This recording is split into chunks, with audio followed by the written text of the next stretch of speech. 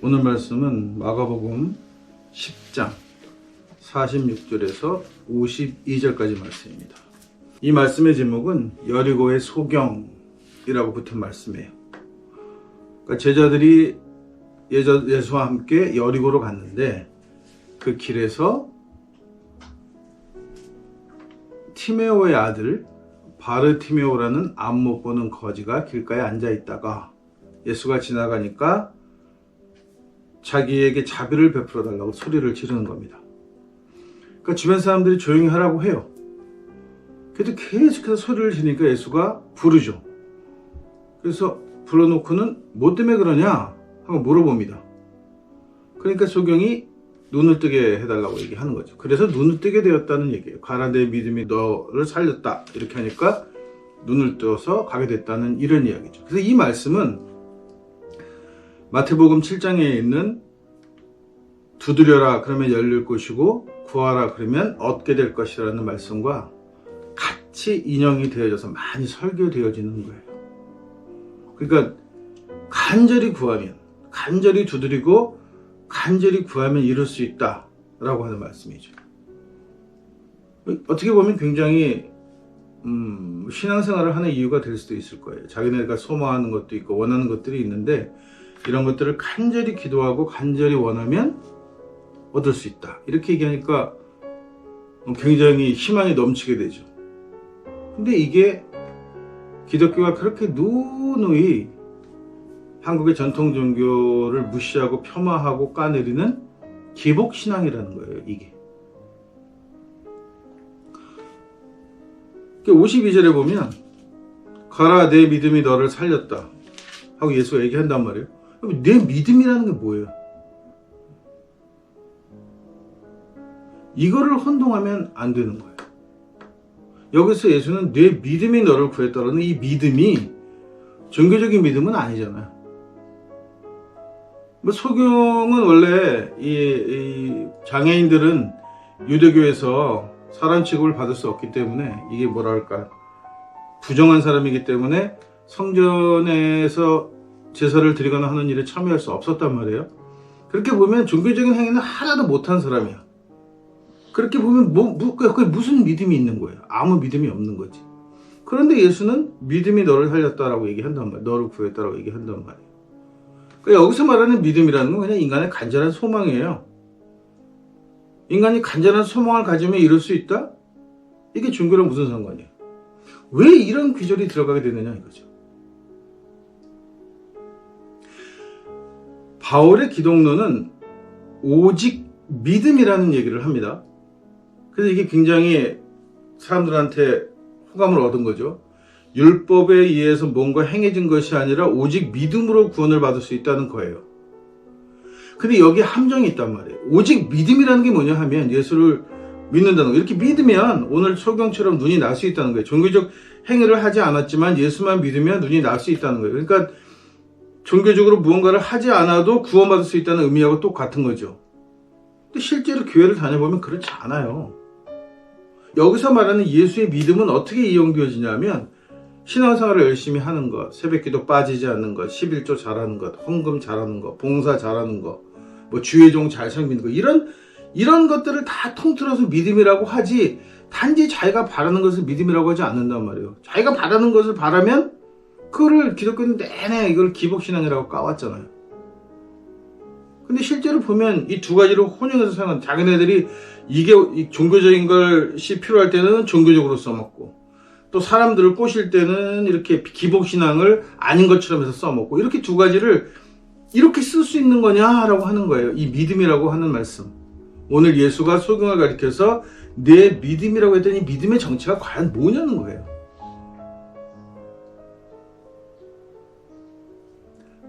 그래서 이렇게 저처럼 이 믿음의 정체가 뭐냐라고 얘기하는 이 앞에 전제는 뭐냐면 예수가 이 말을 했다라고 하는 게 깔려 있는 거죠. 이 사실이 사실이라는 거죠. 근데 여기서 하나 우리 더 생각해 봐야 돼요. 이 이야기는 만들어진 이야기예요. 우리가 신앙생활 잘하면 소경이 눈을 뜹니까? 죽은 사람이 살아나요? 병자가 아무것도 안 했는데 병고침을 받습니까? 확률적으로 우연히 그러날 확률은 종교를 믿지 않아도 뭐 자연치유라든가 뭐 이런 거를 통해서도 일어나는 일이에요. 그 범주를 넘지 않아요. 종교 생활을 한다고 해서 기적적으로 어떤 병이 낫거나 뭔가 해결되는 일은 일반적인 세상에서 종교를 갖지 않은 사람들이 일어나는 것을 확률적으로 봤을 때 그 확률보다 높지 않단 말이에요. 오히려 낮으면 낮을까? 그러니까 사실 교회가, 종교가, 기독교가 또 예수 이름으로 단 한 번도 병자를 고친 적은 없었다라고 하는 게 진짜라는 거죠. 못 고칩니다. 죽은 사람도 못 살려요. 근데 이 말씀이 떡 기록되어 있잖아요. 이렇게. 그래 여기 이렇게 성서가 이렇게 복음서가 기록하는 바람에 사람들은 예수 믿으면 내가 병이 나을 수 있을 것 같아. 소경이 눈 뜰 수 있을 것 같아 하는 막연한 희망을 갖게 된단 말이에요.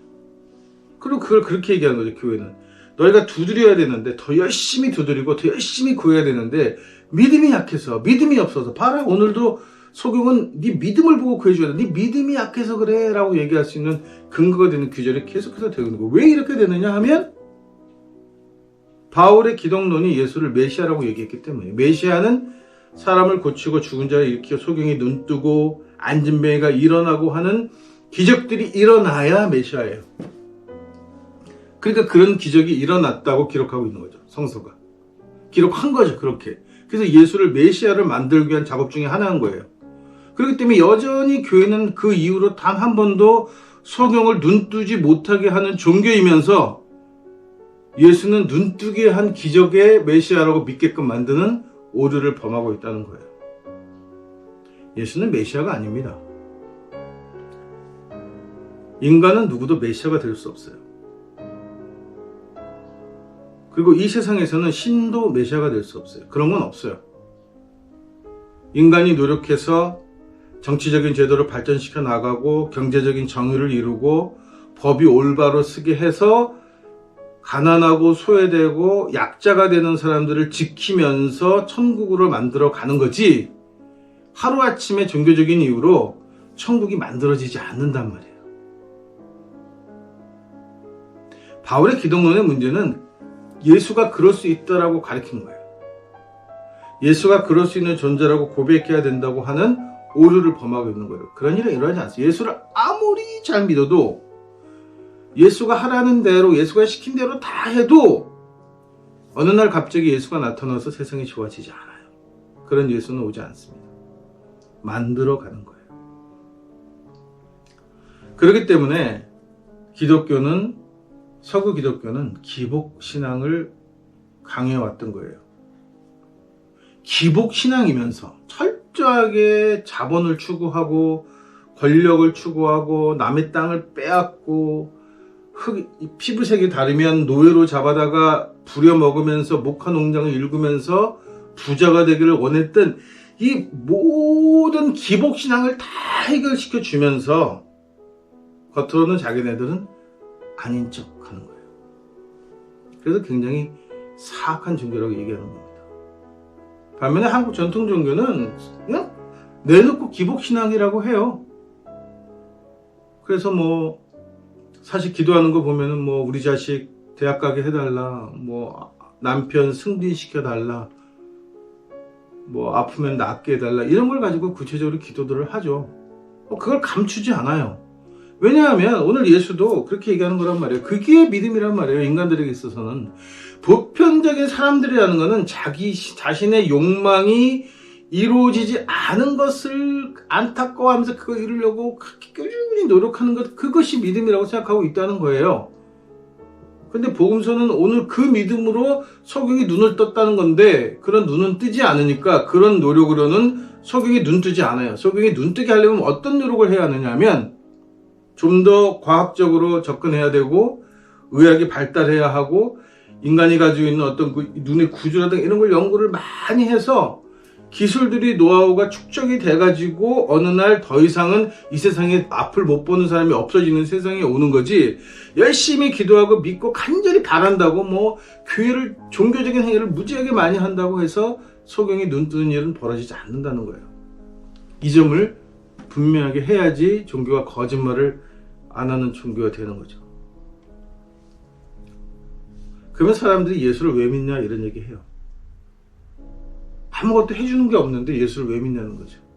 아무것을 해줘야 된다라고 하는 것 자체가 기복신앙이라고 누누이 말씀드리는데 그거를 잘 모르니까 아무리 바울의 신앙이 바울의 기독론이 무엇이 문제냐고 얘기해도 크게 뭐 문제가 된다고 생각하지 않으니까 그러니까 그거는 잘 깨어지지 않는 거예요. 왜냐하면 오랜 시간 동안 그렇게 세뇌되어져 왔고 사람들이 기본적 성향이 기복신앙이에요. 자신이 원하는 것을 종교를 통해서 얻겠다고 하는 욕망이 강하기 때문에 거기다 대고 뭐 아무리 뭐 예수 얘기를 해봐야 의미가 없는 거죠. 그래서 우리가 예수를 왜 믿느냐? 우리가 예수가 무엇이냐에 대한 생각은 정말 진지하게 고민해 봐야 되는 거예요. 왜냐하면 예수는 우리 삶의 목표이기 때문입니다. 그래서 저는 예수를 뭐라고 생각하냐면 교복이라고 생각해요. 학생들에게 교복을 입히는 이유는 뭐 여러 가지 이유가 있습니다. 긍정적인 이유만을 얘기한다면 교복이 아니고 일반 사복을 입었을 경우에 학생들에게 나타날 수 있는 빈부차이 굉장히 심할 수 있고 그게 결국 학교 내에서 차별이 이루어지고 또 따돌림이 되어지고 가난한 아이들이 무시되어지고 이런 것들을 방지하기 위해서 교복을 입히는 거예요. 뭐 저도 이게 사실인지 아닌지는 확인을 안 해봤지만 어쨌든 제가 조사한 자료에 의하면 프랑스에서는 교사들이 무료 급식을 받는 아이가 누군지 모릅니다. 담임이 우리 반 학생 중에서 누가 국가가 지원해주는 금액으로 점심을 먹는지 아니면 스스로 부모가 낸 급식비로 점심을 먹는지 모른다는 거예요. 교사도 그걸 알면 아이를 차별할 수 있거나 뭔가 다르게 생각할 수 있다는 이유 때문에 교사도 비밀이에요. 아이들은 똑같은 음식을 받아 먹습니다. 그러나 그 중에 일부는 집안 형편이 좋지 않아서 국가가 지원해주는 돈으로 급식을 먹는 아이고 또 대부분의 아이들은 자기 부모가 형편에 따라서 얼마씩을 내요. 차등이 있어요. 소득에 따라. 그래서 내면 그 돈을 가지고 급식을 꾸려가는 거라면 근데 그거는 교사가 알 일이 아니라는 거죠. 교복이 그런 거예요. 교복이라는 거는 아이들은 서로 똑같은 옷을 입고 저희가 부잣집 ING 같은 거가 신경 쓸 이유가 없는 거예요. 선생도 수업 시간에 들어가서 다 똑같은 교복을 입기 때문에 아이를 똑같이 대해야 되는 거죠. 이게 교복을 입는 가장 큰 이유란 말이에요. 근데 뭐 물론 정권은 이거를 인류 획일적인 것을 세뇌시키기도 하고 유니폼을 통해서 이 어떤 결속력 같은 거를 만들려고 하는 이런 걸로 사용했지만 사실 교복은 그런 의미가 더 큰 거죠. 근데 제가 왜 예수를 교복이라고 말씀드리냐 하면 이 교복이 너무 좋았단 말이에요. 우리한테는 없었어요. 우리한테 예수가 없었잖아요. 너무 좋았단 말이에요, 교복이. 그래서 교복을 가져와요, 한국에. 자, 그럼 교복을 가져오면 교복을 입히는 의미를 가져오는 거죠. 근데 일제시대에 이 멍청한 교육자라는 것들이 무슨 짓을 하냐면 일제시대 때 입던 거 여전히 그 시커먼 교복 뭐 선원도 아닌데 여자들은 무슨 세일러보인가 하는 그런 선원들이나 입는 그런 전통적으로 전 세계 선원들이 거의 비슷한 옷을 입고 있는데 그런 옷을 교복이라고 가져다가 아이들한테 그걸 강요하는 그거 아니고 난리가 났단 말이에요. 뭐 여기다가 우리 같은 경우도 검정색 그 시커먼 거 별로 좋지도 않은 감에다가 입기도 엄청 불편하고 진짜 활동성도 불편하고 시꺼매가지고 몸 묶기도 잘 묶고 하는 그런 옷을 뭐 이게 허코까지 채워가면서 이걸 채우면 안 되는데 이거 안 채우면 불량학생이네 뭐 이런 단추도 무슨 금속 단추 잘 떨어지기도 하고 관리하기도 불편한 그런 단추들 입혀서 그걸 교복이라고 했대. 그 교복의 의미를 가져온 게 아니라 교복 자체를 가져온 거예요. 그러니까 멍청한 짓을 한 거잖아요 이게. 요즘 애들 보니까 무슨 교복이 체육복 같아요. 활동복처럼 편한 옷을 교복으로 입고 또 교복 비슷한 거를 입어도 괜찮아요. 아주 교복을 강요하지도 않습니다. 시대가 바뀐 거죠. 이 종교의 멍청함은 뭐냐면 예수를 가져올 때 우리가 예수의 가르침을 가져오는 거예요. 예수가 무슨 이야기를 하려고 하고 예수가 어떤 생각을 하고 있었냐를 우리가 배워오는 거지 예수 자체를 가져다 믿는 게 아니란 말이에요. 바울은 그렇게 믿은 거예요.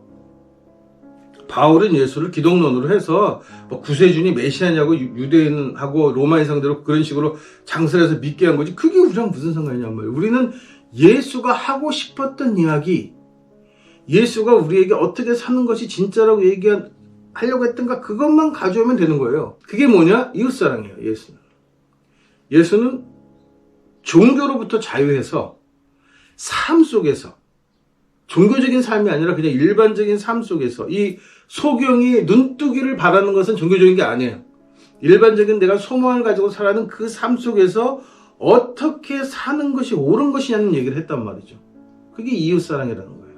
오로지 이웃을 바라보면서 나보다는 이웃의 삶을 먼저 생각하고, 그래서 내가 가지고 있어야 할 것들은 일용할 양식이면 족하다라고 얘기하고, 그 일용할 양식의 것들이 생겼을 때 이것은 내 것이 아니고 내가 벌어들인 자본이고 축적해야 될, 저축해야 될 돈이고 이런 것이 아니라 이것은 남이 먹어야 하고 남이 써야 할 일용할 양식이다라는 생각을 가지고 그 서로 나눔으로써 좋은 세상을 만들어가야 한다는 것이 예수의 생각이었던 거예요. 그걸 가져다가 우리가 그걸 어떻게 할 것이냐는 우리가 서로 이야기하면서 정하면 되는 거죠. 지금 교회가 하는 것처럼 교회가 돈을 헌금으로 걷어들여서 교회가 지들이 주물럭주물럭 거리게 하는 것은 옳은 방법이 아니에요. 그건 서양 애들은 그럴 수 있어요. 그러나 우리한테는 옳은 방법이 아니에요. 사회사업이라는 것이 서양 애들 방법이 다 옳은 것만은 아니에요. 종교가 사회사업에 참여한다? 이게 옳은 게 아니란 말이에요. 이런 것들에 대한 생각을 우리가 스스로 해야 되는 거죠. 그래서 무엇이 우리에게 옳고 무엇이 우리에게 좋은 것이냐를 찾아내면 소경이 눈을 뜬 것처럼 세상 사람들이 원하고 소망하는 것들이 이루어지는 세상이 된다. 그것을 믿음이다 라고 예수는 이야기하고 있는 겁니다.